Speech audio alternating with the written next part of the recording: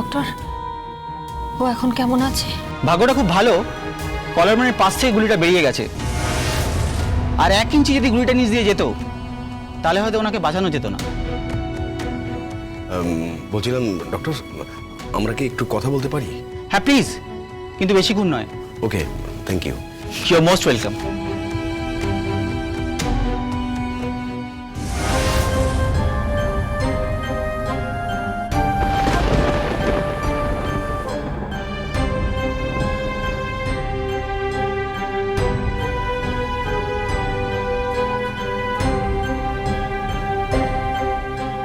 একদম কাঁদিস না পদ্ম, সবকিছু ঠিক হয়ে যাবে। আমার স্বামী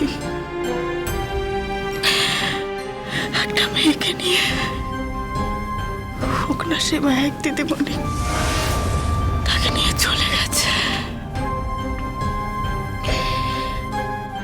আমাকে উপেক্ষা করে চলে গেছে উকিল দিদিমণি। আমি কাঁদবো না তো কে কাঁদবে?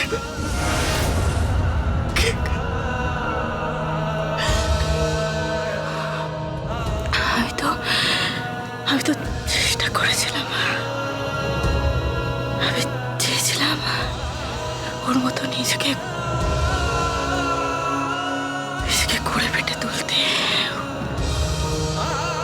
ওর মতো হতে। পড়াশোনা করছিলাম, পরিশ্রম করলাম, সবকিছু শ্বশুর শাশুড়ি সবাইকে সেবা করলাম। আর বিনিময়ে কি পেলাম? গলি। এর থেকে আমার মরণ হলো না কেন?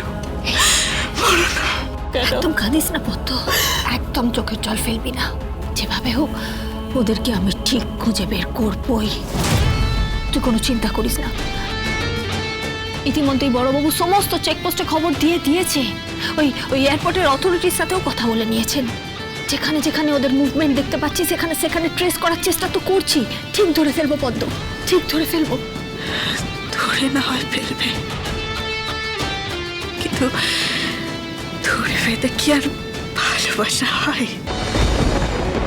ওই মানুষটা আমাকে ভালোবাসে না গো, ভালোবাসে না। ও মায়ের দিদিকে ভালোবাসে।